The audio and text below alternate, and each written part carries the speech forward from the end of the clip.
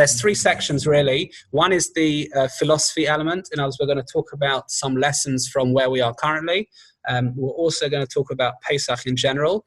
After that, we're going to talk about some practical guidance, hopefully how to make Pesach a little bit easier, both in terms of cleaning, in terms of kosher things as they go on. I'm going to pause for questions, and then hopefully then things will be a little bit clearer. Okay, all right. In terms of the situation, in terms of the virus, just a couple of ideas and thoughts. The first thing that I see a lot of people saying, but it can't be stressed, it can't be, I think, underplayed, is the element of control. We like to think we have full control in life in general, and we like to think that we can plan our lives. We like to think that we are in control of our destiny. And I think one of the things that this virus has done has hit home the fact that actually we can't. And I'm not saying that this is the reason God did this. We don't know. We're not prophets. We can't weigh up suffering versus themes. That's very important to understand that. But nevertheless, it is something that we should take on board. We are not in control. The world has gone, I don't know if bonkers underplays it somewhat, but we're not in control of our own destiny. And I think this has really, really shown that in a major way. Secondly, is the element of impact, both since and how it started and now. The fact that we are effectively isolating ourselves, the fact that Boris has gone from being someone who campaigned to leave staunchly over the last 12 months and now tells everyone to remain in their home, is because we are effectively making sure that this doesn't spread.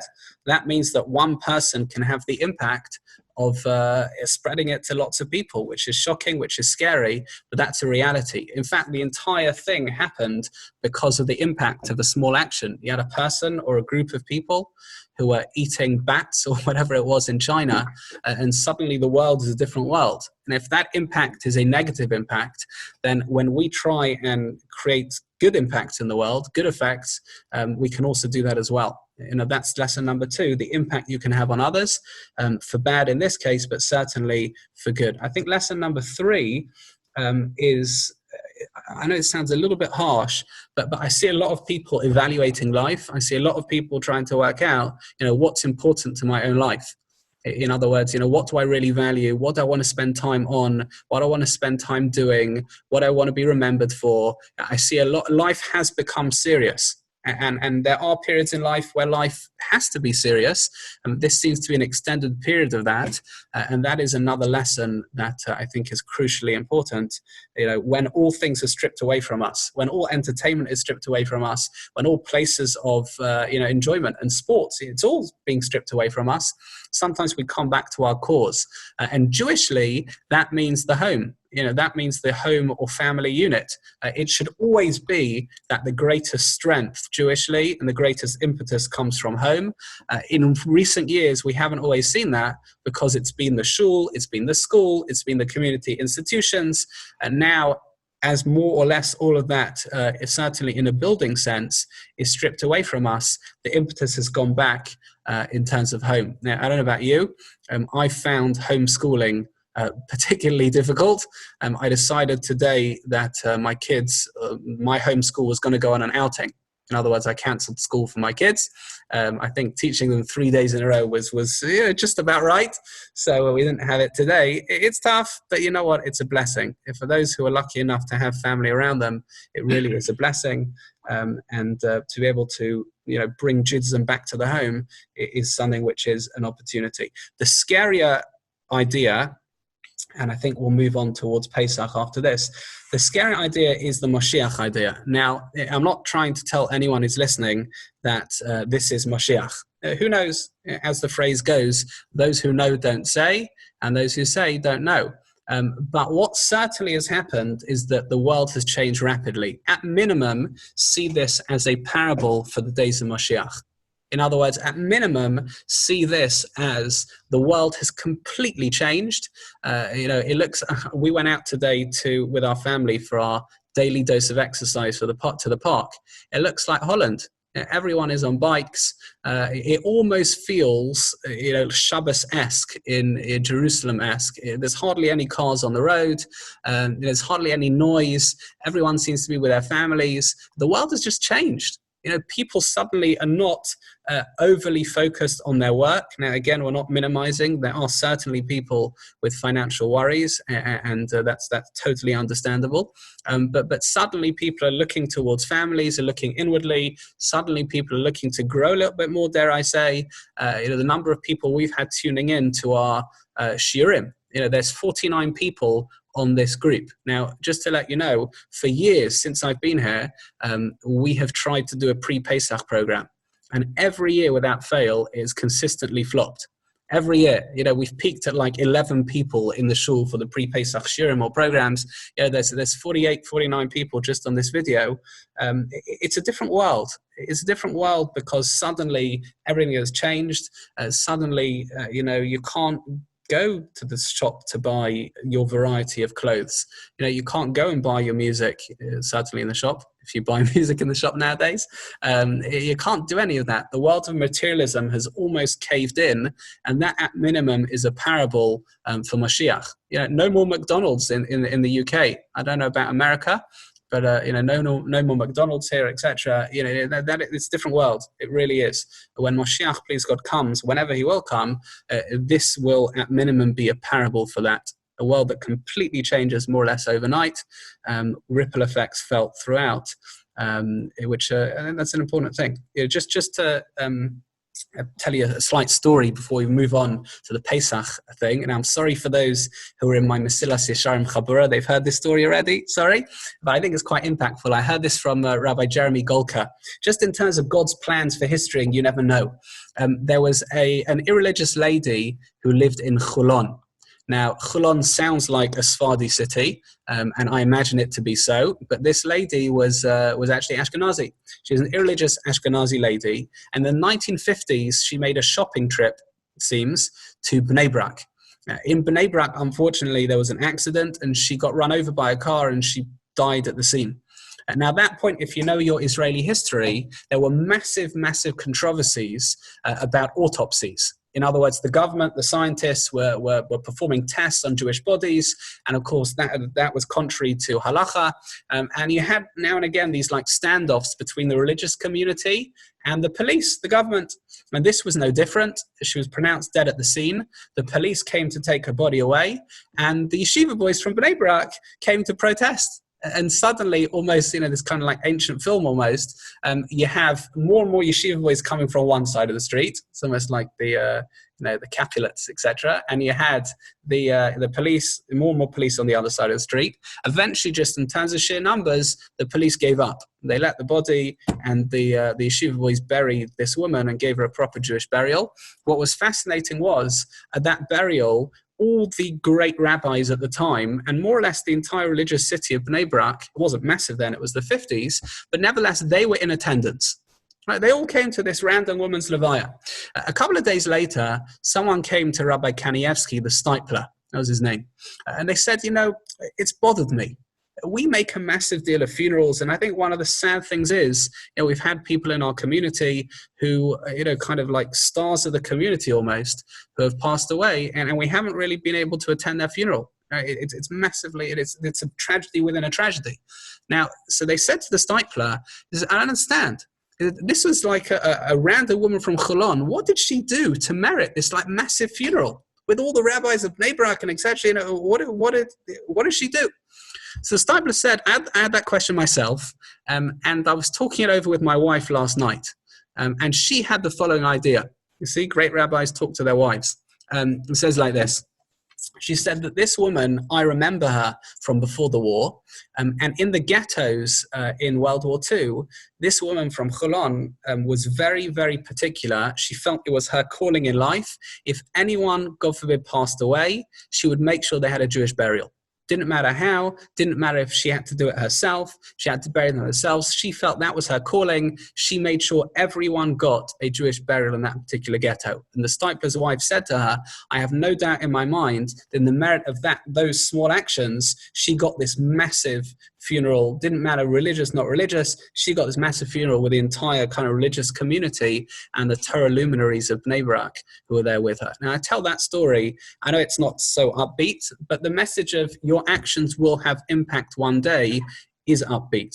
And I think sometimes we don't quite appreciate God's plan, but there is always a bigger picture, even if currently that is slightly negative, albeit with positive messages, some of them, but there's definitely a bigger picture, there's definitely a bigger plan. We're just not always privy to see that. Okay, that is the first bit. That's the coronavirus element. Please God, everyone should be well. We should only know good things. And as quick as the virus came, certainly Hashem's capable, with the help of his doctors and scientists, to take it away as quickly as it came. Right. I actually joked with with someone. I know they're testing, or they're trying to find these various cures for the virus. They haven't tried chazanas yet. In other words, if they expose anyone who has the virus to chazanas, maybe it will go away. I don't know. They haven't quite tried it yet. We'll see. Okay, let's talk a little bit about Pesach, especially this year. Just to stress again, I know Pesach is time for family. I totally get that. But please, please, please, I'm not speaking on behalf of Stam or Shul. I'm just speaking on behalf of medical common sense, I think. Please, please, if you're going to invite guests, or if you're planning on inviting old people, please consult with doctors. It's not simple. I personally wouldn't advise it. We had, just to full exposure, or full, just, I guess, full telling everyone, and my grandma lives in Bournemouth. She lives there by herself. There was a massive family debate what she would do for Pesach. In the end, not necessarily with my blessing, but in the end, she is with my mum for Seder night in Hendon. But that was only, just for those who know my family, that's only because there would be no one to take care of her in Bournemouth if, God forbid, she caught it. But Seder night is literally going to be the two of them. My mum has been absolutely careful that she is going out more or less not at all, even hopefully for not the necessary things, to limit that as much as possible while my grandma's in the house. To invite someone who's over 60 or over 70, whatever, into your house for Seder night is a massive, massive call. I personally would not recommend it whatsoever, but you've got to ask a doctor. I think it's a massive risk. You just got to be very careful. Again, I understand Seder night is for family. I totally get it. But you have to make them as welcome as possible, but perhaps not to be around them too much, because, we want them to have many, many Seder nights to come. I often think about the heroes of those who celebrated Seder in the past. They talked about celebrating Seder or observing Seder night in some shape or form in World War II. In Auschwitz, I once wrote an article actually for Aish.com about how they could celebrate Pesach in Auschwitz. And you think about the courage, you think about how they could have done it, and the Festival of Freedom, when everything seems so restricted, everything's so constricted. It doesn't sound like they had movement. They weren't in charge of their lives. And I have to say, I never thought there'd be a point in my lifetime where we would be saying that to celebrate Seder night properly, you have to be a little bit of a hero. Obviously, we're not comparing tragedies, but I think this year, to be honest, for those who are doing Seder night, everyone by themselves and with your small little family and whatever, I think everyone is doing it properly is ultimately a little bit of a hero. There was this beautiful phrase that someone put to me. It said like this, I'm just reading it from my sheet over here. They said that when I is replaced by we, even illness becomes wellness. And that's, I think it's a little nice phrase for those who are good at writing things down, for the Scrabble people amongst us. In other words, we are by ourselves for Seder night, in some shape or form. But as a community, we are trying to be as together as possible, supporting each other, helping each other. And the Shul have done a fantastic job in allowing us to kind of become heroes for Seder night in preparing. The reason why, and here's the philosophy of Seder, we're going to get to the laws in a second in terms of Pesach. The reason why they did celebrate Pesach in places like Auschwitz was because they understood that freedom is something essential. What that means is like this. We're very good at covering things up in life. That means that you can be a certain person, but you cover it up because of what's socially acceptable. You can be someone who's angry, but you cover it up because you don't want other people to see your anger. And various things, we know how that works, especially in the social media world. It's very easy to cover things up. Now, something that's essential, in other words, something that is genuinely part of who you are, can only be covered up for a certain amount of time. That's just how it works. If you are, and I'm not saying anyone is essentially angry, but if you are an angry person, you can only cover it up for a certain amount of time before that anger bursts. That's just the reality of who we are. When it comes to Pesach, when we talk about Pesach being free, or when we talk about us being free during Pesach, that doesn't mean that we're experiencing things, in the general society that's free. That would be whimsical. That wouldn't be essential. What we mean is that on Pesach, we are essentially free. That means that as Jews, we have a quality of being people who are genuinely free. And therefore, anything that restricts or constricts us, anything that's anti-freedom, is by nature going to be temporary. That's the point that the Maharal makes. If you've got something essential and something that covers that up, the cover can only exist for so long. The angry person can only pretend to be calm for so long. And therefore, our freedom is essential, and we celebrate Pesach irrespective of whether we're in isolation, irrespective of whatever the situation is outside. That opportunity to tap into real freedom is important. By the way, they also talk about that freedom is an attitude and a mindset because you can't control your situation. Someone who is essentially free can feel free in any given situation. And again, this year, we're talking about having energy from home. We're talking about small actions that create impact. We're talking about relying on Hashem. All of that, all of those Corona themes, so to speak, are absolutely what Pesach is. And important, very, very important. Let's move on to the halachas of Pesach. Now, if those who have a pen and paper out or a virtual version of those, now's a good time to do so. We're going to try and make this as easy as possible. And we're still hoping, I hope, that the rabbi of Edgware Hatzalah may join us for a little bit of this. He's someone who needs a massive, truly, round of applause in general. Their work, Edgware Hatzalah, especially now, has been absolutely phenomenal. I can't tell you how many stories I've heard. But let's move on to the halachas of Pesach. Now, I just want a couple of introductions. This is basically so I don't get in total trouble. Number one, a lot of what we're going to say is for this year, and it has many levels. In other words, when we talk about things like dishwashers, I'm going to quote a variety of opinions. In some communities, they follow some opinions. Other communities, they follow other opinions. I'm just going to give you the scope of opinions. All right. That means, for example, I can see there are people listening here from America. For example, hi Nathan.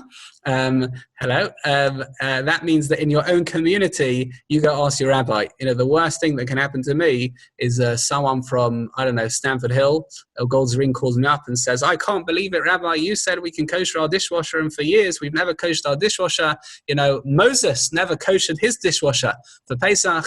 Stop with this. This is for our community. This is where we are. And there will be different levels. The other thing is, I don't want to get smashed by Stanmore people either. Nice to see you, Nick and Lisa. I don't want to get smashed by Stanmore people, which is there are many things that our mothers did. I say mothers because let's face it, they were the ones that always made Pesach what it is. Even in Egypt, the mothers were the cause of us leaving Egypt. It was in their merit. If your mother, for example, lined the kitchen like it was about to take off, like some form of Apollo, 613. Right, that's fantastic. Enjoy. I'm just going to tell you what, technically speaking, is necessary. Right? You don't have to put aluminium around your fishbowl. You don't have to put aluminium, anywhere and everywhere. I'm going to tell you what's technically necessary. If your family practice is to go above and beyond, fantastic. There's nothing wrong with that.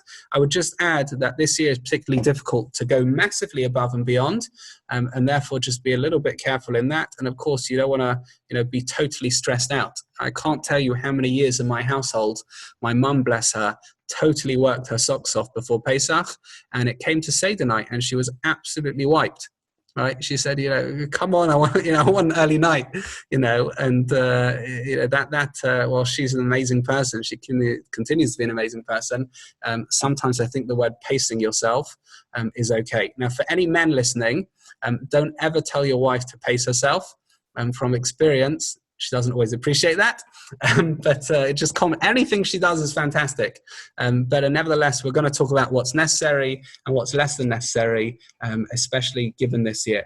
Okay, again, this is for our community. And again, as I said in the beginning, Rabbi Lou is the community rabbi. I'm just here to outline various different practices. Now, part of that is, of course, that just like we won't accept certain chumras, in other words, certain stringencies that other communities have, we're also not going to accept the leniencies that other communities have. I mentioned this in the pre-match, and there was something publicized in the Jerusalem Post about doing Seder night through Zoom.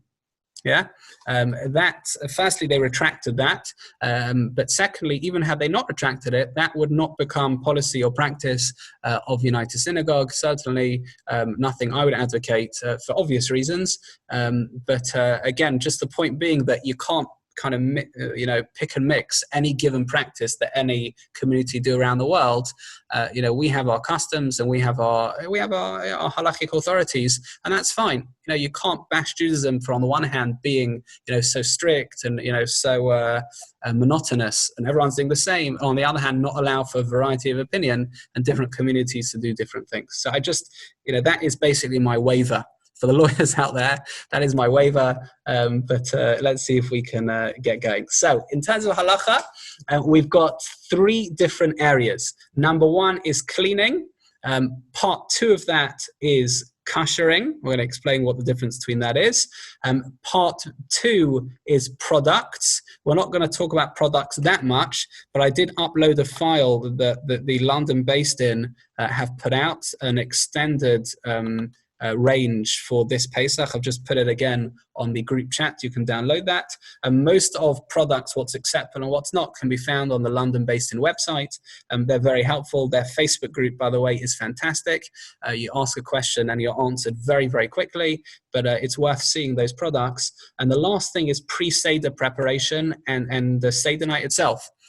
People have been messaging me, asking me, Seder night is so stressful, Seder night takes so long to prepare. We'll talk about that as well. We're going to try and make that as easy and as simple as possible. Again, it's basically, apart from the things you need to buy, like the matzahs, effectively look at it as a Shabbos meal. It's a glorified Shabbos meal, and we're going to talk about that a little bit as well, hopefully try to reduce the stress. Okay, let's start with cleaning. All right.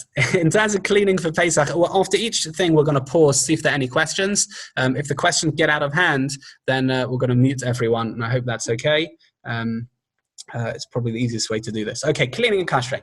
In terms of cleaning, it's very, very simple. There is a prohibition to own chametz. In other words, you're not allowed to own anything defined as chametz for the duration of Pesach. How do we make sure we don't go against that prohibition? 3 things. Number 1 is we sell our chametz. The shul has forms. Rabbi Lou, on behalf of everyone, if you sign that form, doesn't cost anything, sells your chametz. That means that you are allowed to keep the chametz in your homes, either in a separate part of the home or in cupboards that are sealed off. Okay, that is an old debate, whether you have to keep it in a different room or cupboards sealed off and taped up. Those who keep it in cupboards, you can probably also do that within the same freezer. In other words, you have half the freezer that's kosher to Pesach, the other half, the bottom couple of shelves, are chametz shelves. Again, those have to be sealed off completely and try not to be easily accessible, but you sell your chametz. That's point number 1. Point number 2, in terms of not owning chametz, is what we call bittul. The night before Pesach, we have this text in the Machzah, which declares in Aramaic, and we should understand it and read it in English as well, that all your chametz is considered nullified. It's like afra da'ara. It's totally nothing. We do that at the night, and we do that in the morning before Pesach comes in, just after we burnt the last bit of chametz, we do that again. The thing that's probably most famous is the cleaning. So let's do the cleaning bit. It's very easy, by the way, but the kashering bit is a little bit more difficult to explain. Let's see if we can understand this. So cleaning goes like this. There's a difference between spring cleaning and Pesach cleaning. In other words, if you want to make sure you look through all your old files and all your old books and see what you still need, what you don't need, what you'd like to throw away, that's fantastic. You can do that any day of the year. That is nothing to do with Pesach. Okay, looking through everything, keep, got, need, nothing to do with Pesach. That is spring clean. Let's get that off our radar. All you're looking for in terms of cleaning, now again, we're not talking about eating, we're talking about cleaning. All you're looking for in terms of cleaning is to make sure that in your house there are no things of chametz which are bigger than a crumb, in other words, decent sized, that are not spoiled. As long as they are under an olive size and spoiled, then that is totally okay. So, for example, let's say you are cleaning your car for Pesach. You're going to use your car on Pesach, and there are all these little dots around your car. All you have to do is, firstly, dots on chametz, but all you have to do, if they are still edible, let's say they're croutons, and they would be edible, you have to spray something on them. That is, they're spoiled, finished, you're good. Okay. If you are selling your chametz, then bigger pieces of chametz, like whole loaves of bread, that just gets put in the cupboard, that gets taped up, and that is sold to the non-Jew over Pesach. But again, in terms of cleaning, it's anything under a kazais, under an olive, just make it spoiled, spray something on it that makes it basically not edible, and that is totally fine.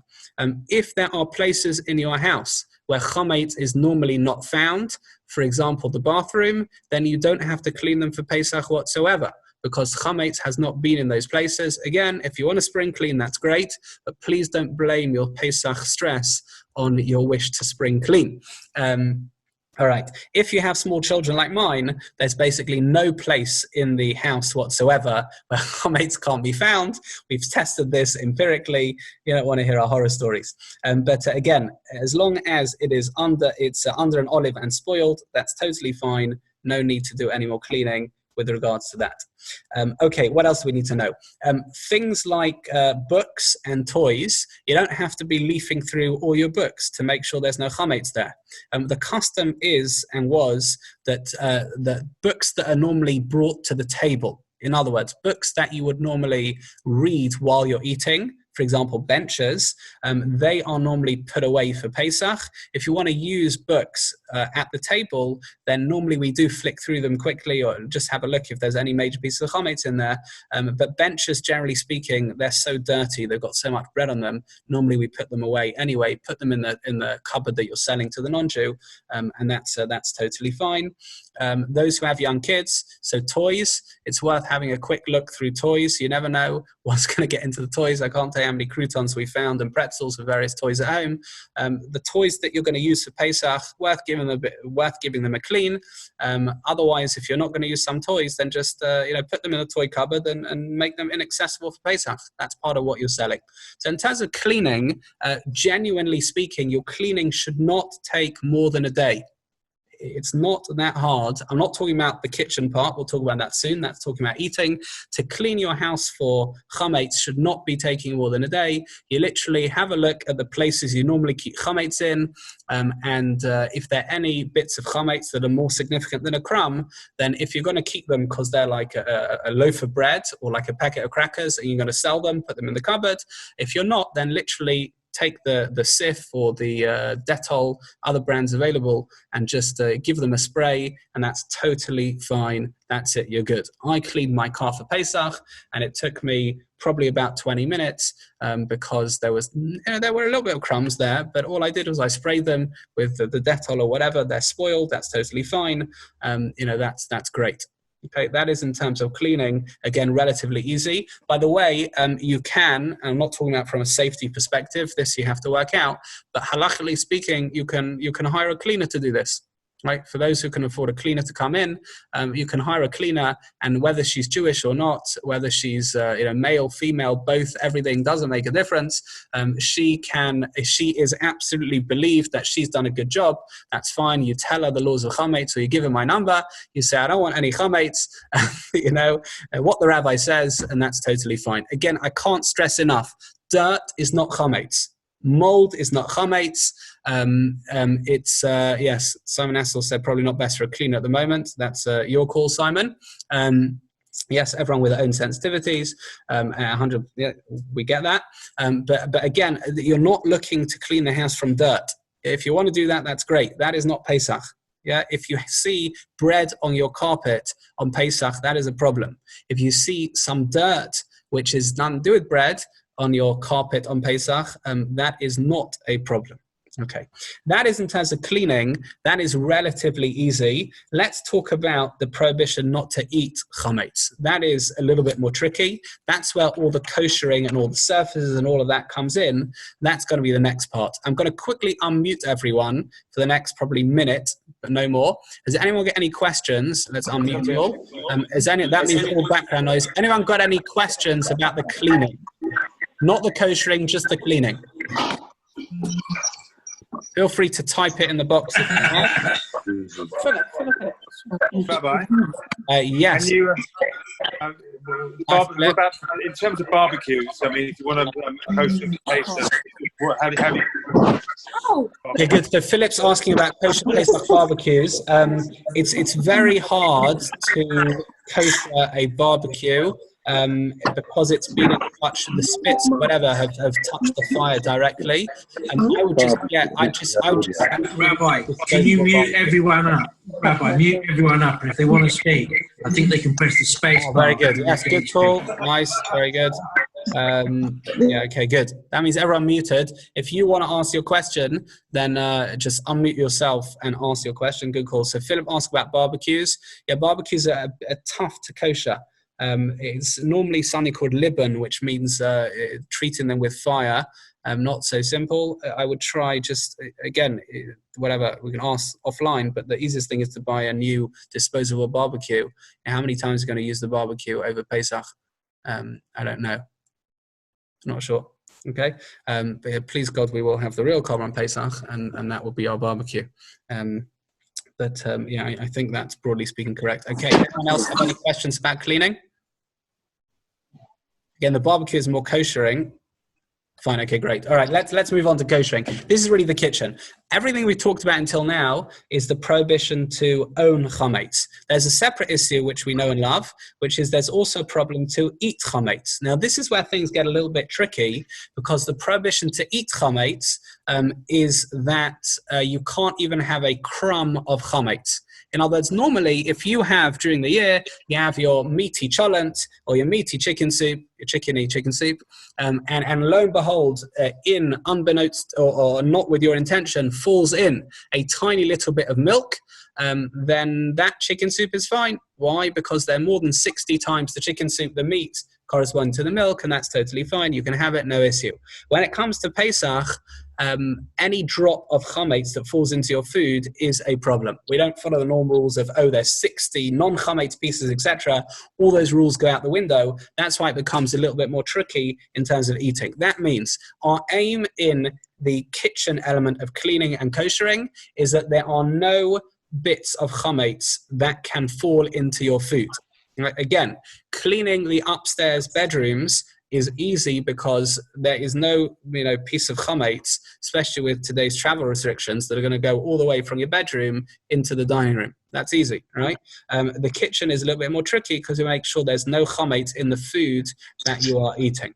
Okay, so effectively what that works as is the following. I'm going to tell you the easiest, and I'm going to tell you we're going to do all the levels as well.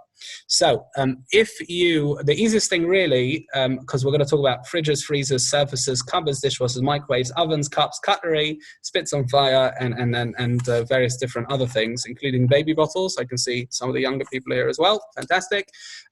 The easiest thing, if you really want no nonsense, this is just not a halachic thing, this is the easiest thing, is if you buy new pots and pans, buy Pesach cutlery, you can even pay for someone to go to your kitchen. That obviously costs money. That is by far the easiest thing. If you really want to be easy, there's also, I can see a lot of Pesach kosher caterers. They'll sort out all your food. If you're having all your food in theory catered, you could even probably tape up your oven and only use the hot plate. We'll talk about how to kosher the hot plate. You can, if you're willing to do that, then that's particularly easy. You don't have to kosher in new kalim, new pots and pans, because they've never come in contact with chametz. That's relatively easy. If you buy food for Pesach, then it's obviously kosher Pesach anyway. That's all easy. That will save you a lot. For those of us, myself included, who are not doing that, then here's what you need to know. So let's do the easy things. Fridge and freezers, right? They are cold. If your fridge and freezer are not cold, then speak to the technician. They are cold and therefore pretty easy. All you have to do with a fridge and freezer is clean them thoroughly. In other words, just make sure there's no bits of chametz there. That's all you need to do. You don't necessarily need to be lining it with anything. You don't need to be putting in, whatever, cling film and all that. As long as it is thoroughly cleaned, your fridge and freezer, then that's absolutely fine. Okay, cupboards. There's two options when it comes to cupboards. These are the following. Either, again, you clean them thoroughly, which basically means making sure that there's no chametz there. Again, these are the cupboards that you're putting your Pesach products in, not the cupboards you're selling with the chametz stuff to the non-Jew. You just make sure you clean, or you don't clean them if you don't want, and you line them. Right? You don't need to both clean and line the cupboards. One of them is good enough. Again, when we talk about cleaning, we're not pouring hot water so far. We're not doing anything like that. We are literally just getting out the cleaning materials and wiping it clean as you would normally wipe down a surface. Right? That's basically that. Okay. In terms of the more complicated things, let's start with the surfaces. And then let's do microwaves, dishwashers, ovens. So here's where things get a little bit more complicated, because we're talking about hot chametz. We're talking about hot things having been placed on them over the course of the year. So in terms of surfaces, definitely if your surfaces are made of things like metal, marble, granite, then it's relatively easy. The way you kosher them, again, this is because hot chametz has gone onto them, that's why it's different. The way you kosher them is by getting your kettle. Ideally, it should, technically speaking, be a kettle that you are not using for Pesach.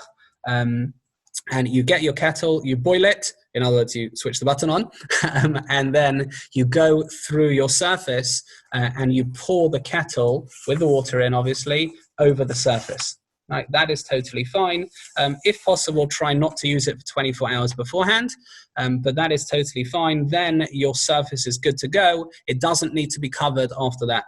In other words, you don't have to make it look like a space rocket. There's no need to put all that aluminium foil on it if you've koshered it in that way. If you don't want to kosher it, then all you need to do is cover it with thick aluminium foil. So a thick foil is totally fine. The thin foil, maybe a couple of layers, that's fine. You don't need to do both. You don't need to kosher it and also cover it with aluminium foil. One is enough. When you are koshering it, in other words, pouring water from a hot kettle onto it, do one area at a time. You want to make sure that it's direct contact between the kettle and the surface. Don't just pour the beginning of the surface and allow the water to flow to the rest. That's in terms of surfaces. Okay, in terms of dishwashers, now here's a little bit of a debate. I'm just going to tell you the opinions, probably worth asking. Some hold that you cannot kosher a dishwasher for Pesach. Right? There are communities like that, primarily because it's hard to clean. You don't know fully what's inside it. Then there are those who say you can kosher a dishwasher for Pesach, and I'll tell you how they say so, or I'll tell you what they recommend doing. They say like this: don't use the dishwasher for 24 hours. Make sure it's very, very clean, and then put it through a dry run. When I say dry run, I mean, obviously it's not going to be dry, it's a dishwasher, but I mean put it through a run with nothing inside. There's no plates inside, no pots inside. Then that is koshering. We're going to see similar process when it comes to the oven. But that's all you have to do if you're using your dishwasher on Pesach. Dayan Ehrentreu held that if you can, you really should try and get different racks if possible. That's what I'm just telling you. That was Dayan Ehrentreu's opinion. Let's go through the koshering process and see if you can get different racks for your dishwasher. But those are the opinions. Okay, can a microwave be koshered for Pesach? Can a microwave? So hands up if yes. I see those who are on their couches are taking a more laid-back approach over here. You know you are. Okay, yeah, can microwaves be koshered? So again, there's a difference of opinion. Moshe Feinstein, who is certainly a rabbi you can rely on, he said you can kosher microwaves for Pesach. How do you do that? So the way you do it is as follows. You clean it. You make sure that your microwave has not been used for 24 hours. And then you get a cup of water and you put your microwave on for a few minutes such that the steam dissipates throughout the microwave, and that is totally fine. Then your microwave is kosher for Pesach. Some people recommend not putting the plate directly on the microwave surface on Pesach. If you put an intermediary kosher Pesach plate, some people ask you to do that as well as koshering. Okay, but that is in terms of microwaves, good to know. Right, what about ovens? Right, here we go. Let's go. Let's get meaty, so to speak. What do you do about ovens on Pesach?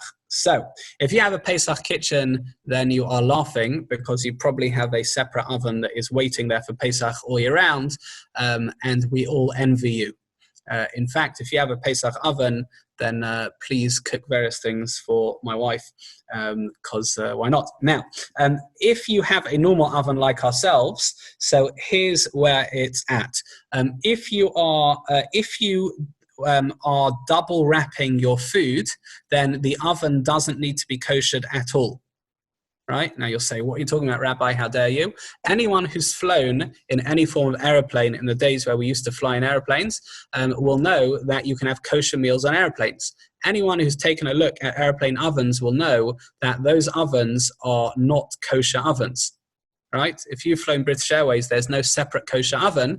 They just put your homogeneous kosher meal in the oven, but they put it double wrapped. That's because even a non-kosher oven, if you put your food in double wrapped, it's totally fine. The non-kosher parts cannot get to your food. Right, that, by the way, if you're going away, renting a villa somewhere, you don't want to kosher the oven, very easy. Just double wrap your food. Everything is fine. You don't need to kosher the oven. It's very good to know, by the way. So if you want to cook all your food we're in a non-kosher Pesach oven, double wrap it, then it's totally fine. If one of those wraps gets undone, then it gets a little bit difficult, especially if you're dealing with a liquidy food. So double wrap it well. If you double wrap things in the microwave, then you may not see your microwave again, I believe, because I think that, and if you put aluminium foil, especially in a microwave, good luck to you. That's dangerous. But in ovens, you can just double wrap. Thank you very much for your question about koshering the dog, Mike. We'll get there. But for ovens, you can just double wrap and then you're fine. Now, obviously, not all foods, obviously I say because my wife tells me, not all foods can be double wrapped, apparently. So here is option 2. Here's how to kosher your oven. If you have a self-cleaning oven, in other words, pyrolytic, then everything is totally easy and simple. You basically make sure that the oven has not been used for 24 hours. You clean it well so there are no stains, and then you put it on to its highest heat for about an hour or so, and everything is fine. The oven's fine, the racks are fine, everything is great, you're all good. Go and use it for Pesach, enjoy. If it's a non-self-cleaning oven, then you get a slight variety of opinions over here. The most stringent opinion says don't use it for Pesach.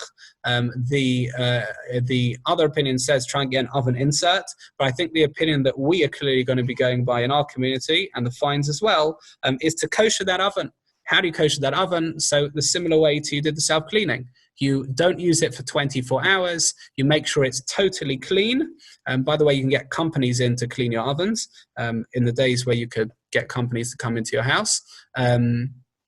Yeah, David Bussey is Ben Yoma, good. And then you put it onto its highest heat for about an hour, and that's basically fine. If you want to be especially halachically good, then there is a big advantage of cooking everything before Pesach as opposed to cooking things on Pesach itself, and when it comes to an oven. Again, that's I would recommend it anyway. It saves the stress, but that's in terms of the oven. I hope that wasn't too quick. Good. Okay. All right.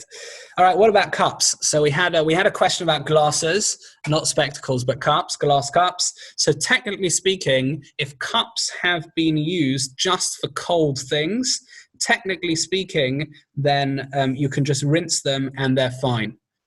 Especially if liquid hasn't been in them for 24 hours at once. Just rinse the cups. If they're cold, they're okay. And what happens if there are cups, not mugs. Mugs can't be koshered for Pesach, but if it's a glass which is occasionally being used for hot, then the following is the koshering process. Don't ask, but let me try and explain this. What you do is you put cold water in those glasses and leave the cold water in there for 24 hours. You then pour the water out and you repeat that process 2 further times. Okay, good. So that is how you kosher them. Again, plastic is effectively exactly the same as glass in this respect. If you've only been using it for cold, then you are just rinse it. If it's being used for hot, then it's the 3 times water thing. Baby bottles, there seems to be a slight variety of opinion. If you can do hagala, which we'll describe in a second, to a baby bottle before being used for Pesach, then that's really the best thing if possible. It's not that hard to do. I'll try and explain how that is. If you can get a new baby bottle for Pesach, then even better, but I'm going to explain how to kosher it. Things like spits on the fire, barbecues would probably come under this, is a little bit more difficult because it's not been in touch with just water, it's been in touch with real fire. That requires a little bit more professional help, so we're not going to be doing that fully now. Okay, anything made of china can't really be koshered. China is problematic this time of year. Sounds prophetic at minimum. China things can't really be koshered, so that's just that's good to know. The other good thing to know, and we're going to talk about cutlery in a second, is that once you kosher something, then its gender can be changed. In other words, if you are koshering your knife for Pesach, as we're going to describe very, very soon, if it was previously in its past pre-Pesach life a meaty knife, it can now be used as a milky knife. We normally try and avoid cross-gender koshering, but since you're koshering it for Pesach over here, you're not koshering it with the purpose of changing its gender, then that is totally fine. There's no issue in terms of that. Okay, all right, so we're now going to describe how to kosher cutlery. I'm just quickly looking one other thing up just to make sure I haven't got something which is a problem. No, okay, good. Okay, in terms of your cutlery, it basically works as follows. Now, this is true for effectively all cutlery. This, if you can, baby bottles, if you can, the same, which is effectively like this. The process is called hagala. That basically means boiling water. What you do is you clean it, you don't use it for 24 hours, then you put a pot on the fire with water in, you heat it up until it's bubbling, and then you put your various cutlery or whatever into that bubbling pot. That's called hagala. Then when you take it out of that pot, obviously don't put your hand in the bubbling, boiling water. When you take it out of that pot, then put it straight into cold water, and then you're good to use for Pesach. So again, just to repeat the process, you take your cutlery, you clean them, you make sure they haven't been used for 24 hours. Then you take a pot of boiling hot water, make sure it's bubbling, and you put the cutlery in there. You can put all the cutlery in there at the same time. And then what you do is you take it out and put it straight into cold water.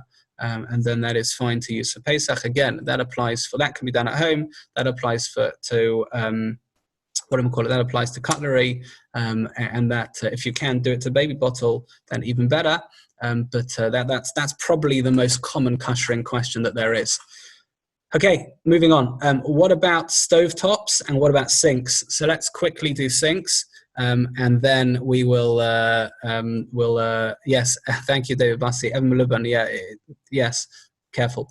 Okay, in terms of sinks, so if they are steel, then they're pretty easy to kosher. You take your kettle and you pour it straight onto the sink.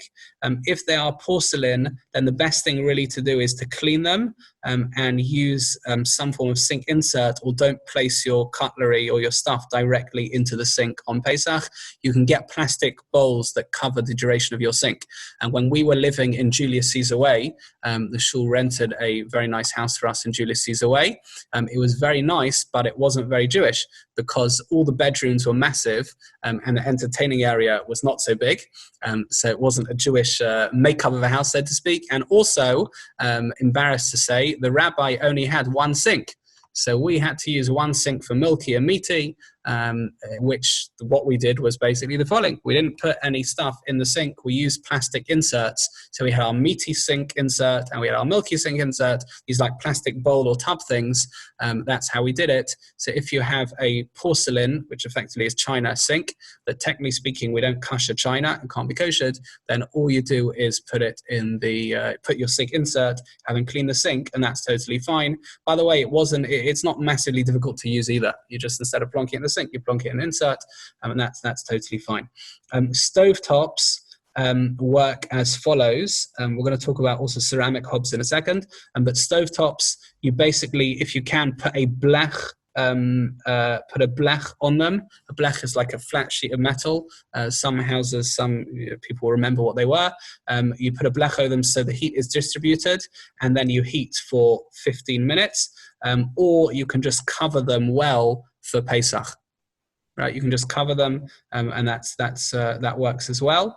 In terms of a hot plate, sorry if this is very detailed, heavy, but in terms of a hot plate, all you need to do is cover it decently with foil, and then you can use it for Pesach as normal. That's good to know.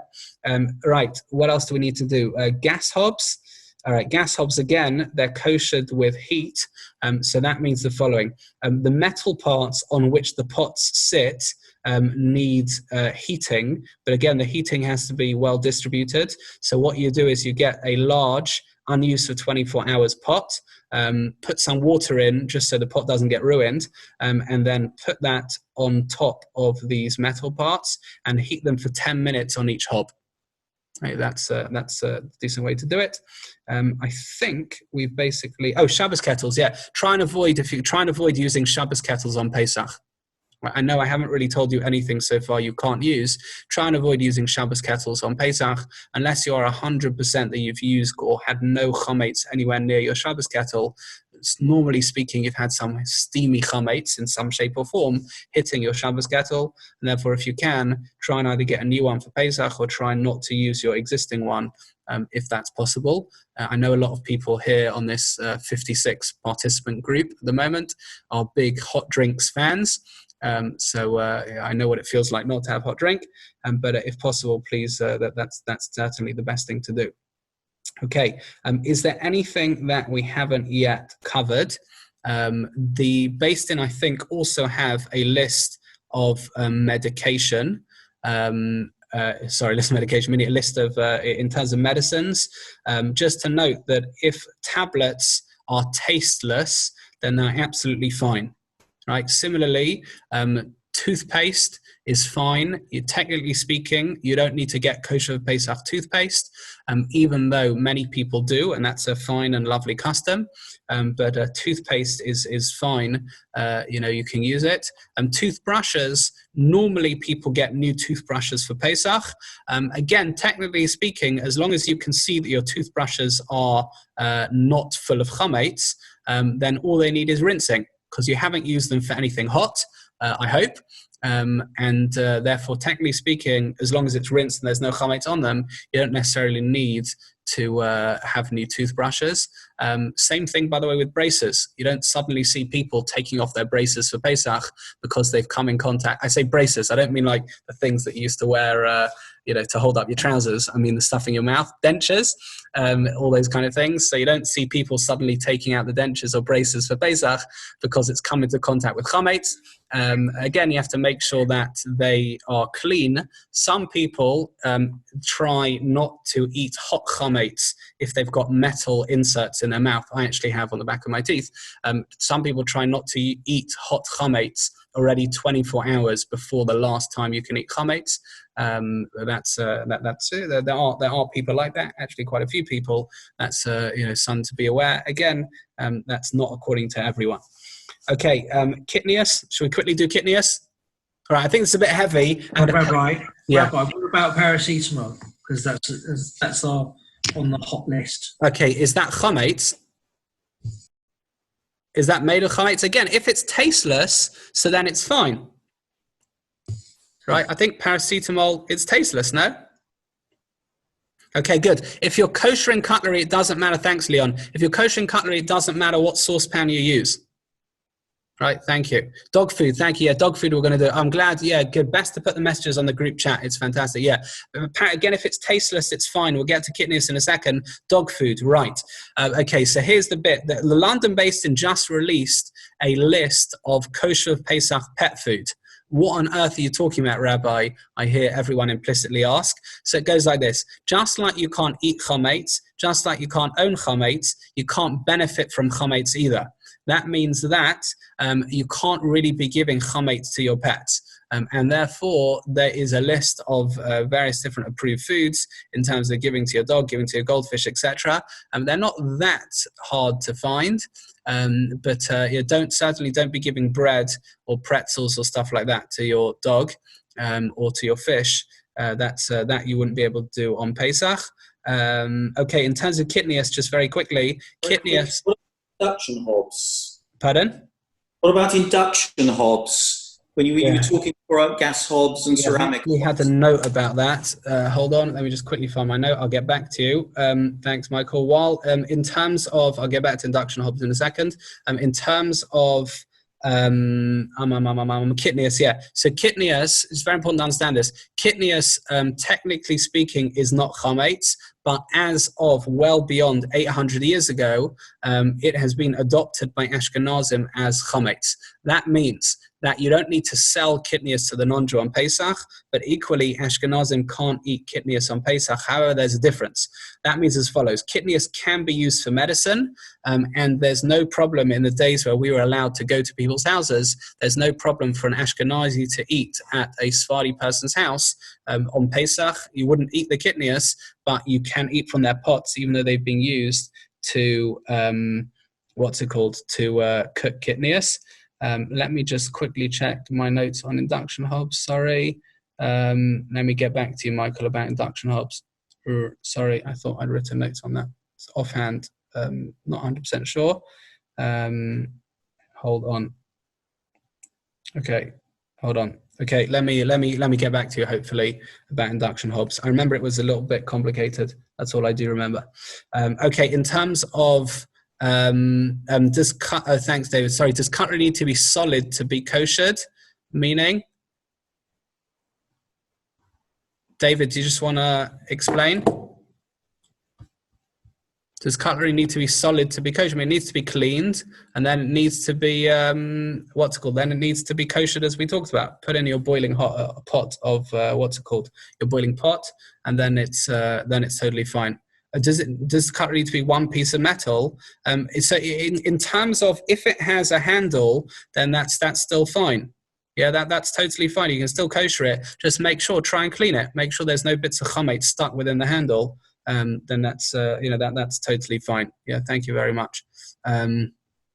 Okay, in terms of what is Rabbi? Yes.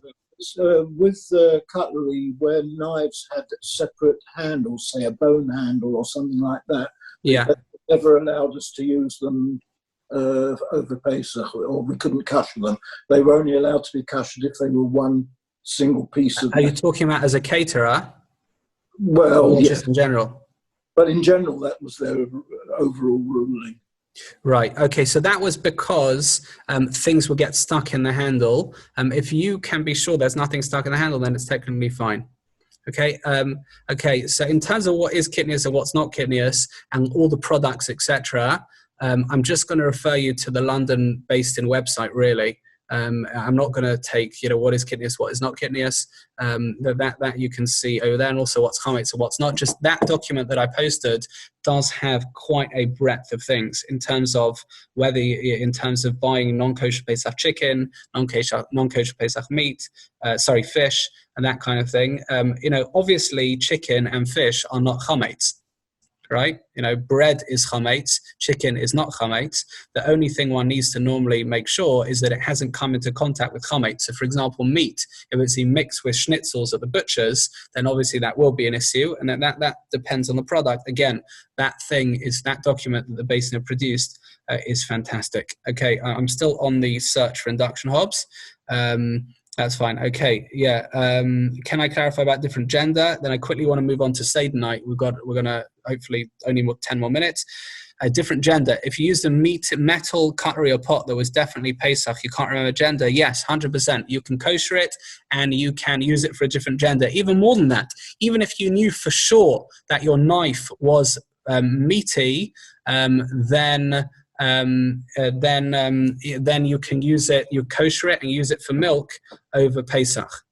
Okay, good. Fine. Let's talk quickly about Seder night. Someone asked me about wooden spoons, which used to be if you came last in the Six Nations.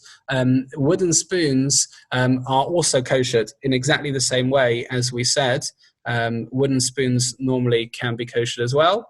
Let me just double check that. Yes, they can be koshered both on Pesach and all year round. So say the notes. Okay, good. All right. Again, what that means is you clean them, not use 24 hours, plonk them in the pot, which has boiling hot water, then put them into cold. All right, let's quickly talk about Seder night, unless anyone has any other questions. If you have questions, just type them on the group. I think that seems to be the cleverest way of doing this. Right, Seder night. Very quickly. Number one is Seder night is a massive opportunity, let's face it. Many of our kids or grandchildren, those who are fortunate enough, will remember Seder night as that iconic moment, as we do. You know, many of us remember our Seder night of our parents or our grandparents. It is massive. It's an opportunity. It's a time where we get together as families, and that's totally fine.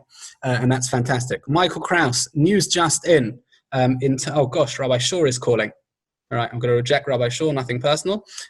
News just in that pouring hot water from the kettle is the way you kasher induction hobs. Yeah? Good. You're happy with that? Yeah? Great. You're still going to come to shul, please God, when it reopens? Great. Yeah. Fantastic. Good. Okay, good. That's what we like. All right. In other words, the same way as kashering surfaces. Okay, great. Seder night, massive opportunity. In terms of preparations for Seder night, number one is get some sleep, hopefully that day or the day before. Easier said than done. Make sure mentally you're good, mentally you're prepared. Seder night cooking does not need to be a massive ordeal. Firstly, they're caterers if you're going to find things a little bit stressful. Number two is effectively it's a Shabbos meal with various things you buy along the side. I don't know about you. I personally am not massively hungry. The amount of matzah that you've eaten before you get to the meal and it's late, I'm not massively hungry. No one needs to feel that they are absolutely stressed. They have to cook 1 million courses for Seder night. It's not like that. You know, I think most people would admit, if you had the choice, most husbands, let's say, if you had the choice between, having a stressed out home and having less food, I hope we would choose less food. Right? If not, then see me privately. We're going to have a group about marriage. But I think most of us would choose less food. And if you think this is going to be stressful, then again, caterers, if you cannot get food for Pesach, then there are two people you want to be speaking to. Number one is that our shul is doing a fantastic job of making sure people have food.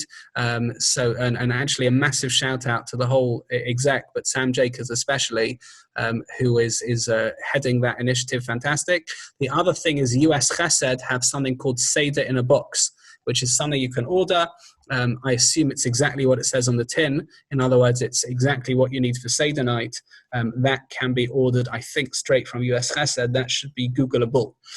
That is in terms of Seder night cooking. Okay, please don't stress. I really have had people ask, are the rabbis going to, and full credit to them, it's a genuine question they're asking. I'm not making fun, but questions like, are the rabbis going to do away with second night Seder this year because it's too stressful?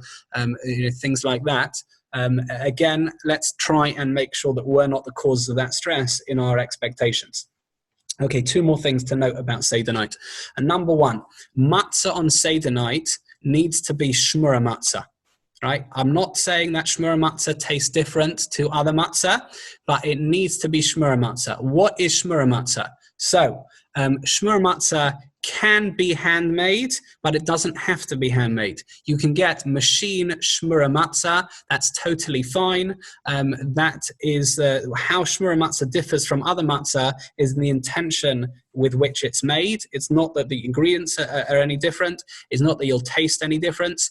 The Torah obligation for Seder night is that the matzahs are made with the intent of being made for Seder night, and therefore shmura matzah is an absolute. I say this because last year someone came up to me and said, you know what, our finances were tough last year and we couldn't afford to buy shmura matzah.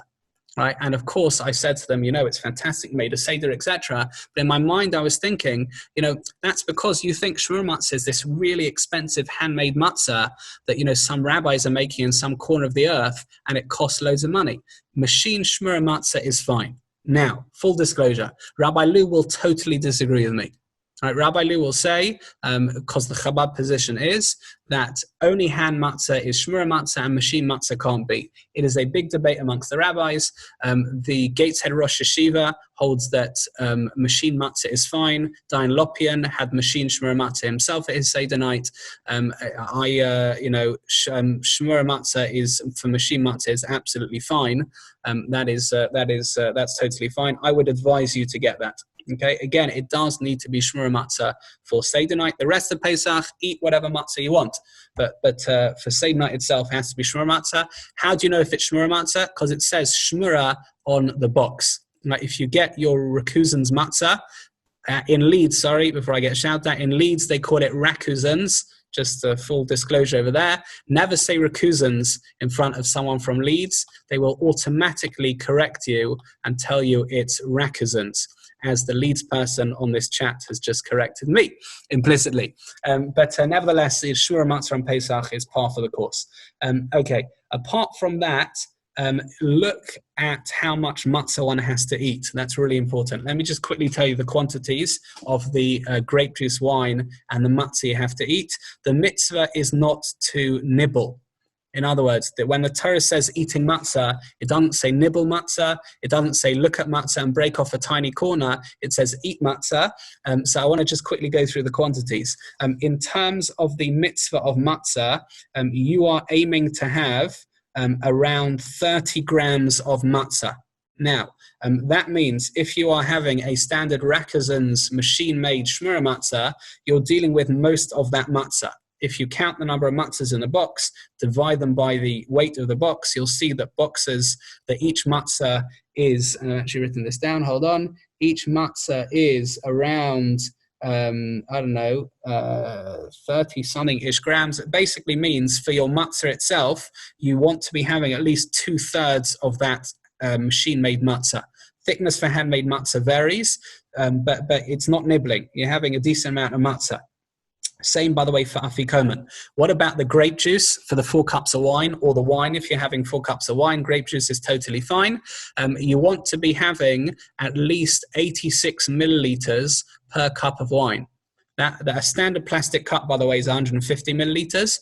So you want to be having 86 milliliters of wine for each time. Remember to lean, and that is done to your left in a comfortable way. Absolutely not in midair. You don't need to lean in midair. Turn the chair around, lean on the armrest. It's fantastic. It's good. That's leaning. I can see a lot of people doing that in their video screens. Great. But that's what needs to be done. Women can lean. There's a debate if they are obligated to lean. The big difference between men and women over here is that if men forget to lean, they have to re-drink. Not the end of the world to have another cup of wine, but you have to re-drink. Similar with matzah, if you forget to lean when you're eating your matzah, then you have to re-eat that matzah. Whereas women, they don't need to redo if they are. They don't have to redo re-lean, if they forget. The last thing I'm going to say in terms of Seder night is to make it real. This is a year where the energy comes from home, as we talked about. That means that we should prepare stuff. We really should genuinely prepare stuff. For the kids, that means games. Already 2 weeks ago, I started working on my Seder night pack.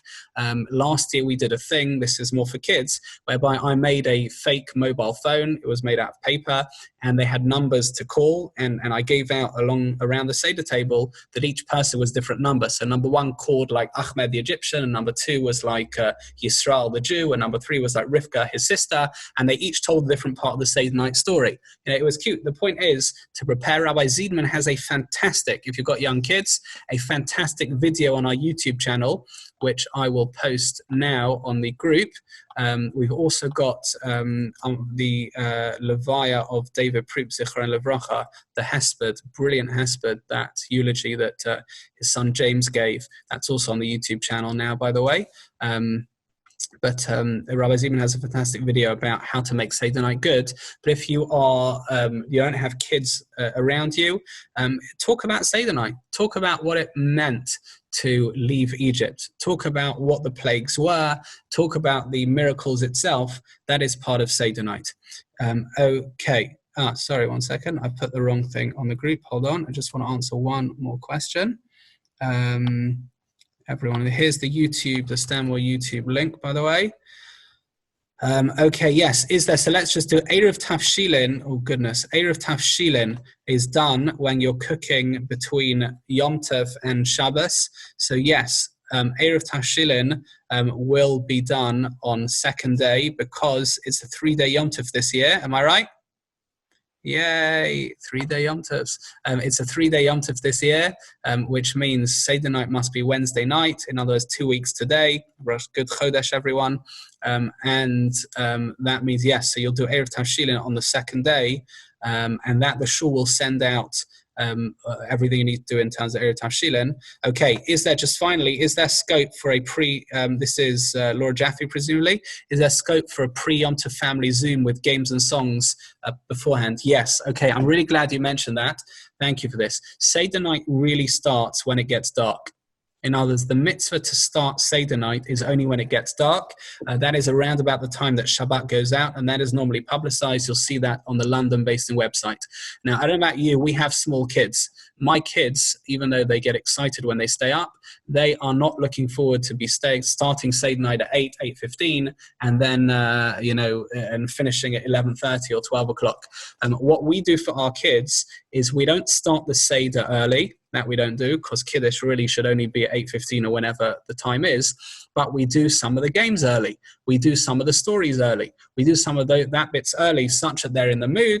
Again, we do bits during the Seder night itself, but we use that as an educational opportunity as well. So some of the learning, and not any of the Seder night stuff officially, some of the learning, if you want, you can do it beforehand. The main part should be afterwards. But sadly, if you've got young kids, pre-Yom Tov, do as much Zoom as you want. Do some of the games, do some of the songs, whatever you want. That will be like a mock Seder, so to speak, and that's totally fine. I think that's recommended, especially if you're going to have parents, grandparents who are having Seder by themselves. Get on Zoom before Seder night. If Yom Tov hasn't come in yet, do a mock Seder. It doesn't count in terms of the mitzvah of Seder, but it certainly will make them feel good, because one should only start the Seder at the correct time, which is 8, whatever it is. Okay, I think we are more or less done. All right, I'm just going to quickly finish with my Kitnius story that I threatened to tell, and I didn't yet. Here's our Kitnius story. So we will, and then with that, we'll wish you a good Pesach. And I just want one quick announcement in terms of programming. We were once upon a time living happily in Israel. We were there for 12 years. We were coming back to London. It was actually for part of Pesach, not all of Pesach. And we were flying back to Israel for Chol HaMoed.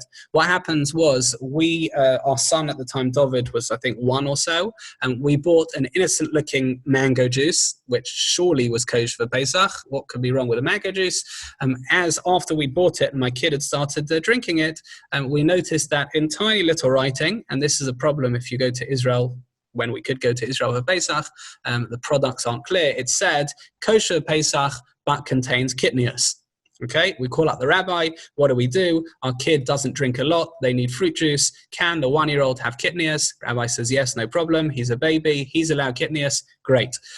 We use that mango juice for him for Pesach. All is going well until we turn up to the airport with liquid in the baby bottle. As we're going through security, they say, excuse me, there's a liquid. You can't take it through. My wife starts doing the Jewish wife thing. Oh, but he needs it. Oh, it's really important. It's my baby. He's my firstborn, etc. Firstborn is a Pesach theme, of course, as well. And the guy was like not having any of it. He says, the only way you can have it is if you drink it yourselves. Right, because at that time, if you drink it, that means it's not an explosive device. At that point, my wife had to sheepishly turn around to this fellow and say, "I'm really sorry, we're not allowed to drink this because we're Jewish, and it's just not. This isn't kosher for us." At which point, he looks at us and says, "And your kid is not Jewish," etc. And that was it. That was didn't go so well. Our kid, anyway, in the end, just drank it anyway and proved it wasn't explosive. That was our slightly embarrassing kitnius moment. Whatever. an hour and a quarter. But kol hakavod, really well done. Everyone should only have a great Pesach. Everyone should have a safe Pesach. If you've got any question, please do let me know personally or privately. I'm more than happy to answer them. And really well done for tuning in. You know, the fact that during this time we can still focus on what Pesach is and making the most of it, that is a massive accolade and tribute to the people we are and the community we are. So really thank you very much. All right, people, enjoy, have a good Pesach, and we'll touch base before that. Thank you. Thank you.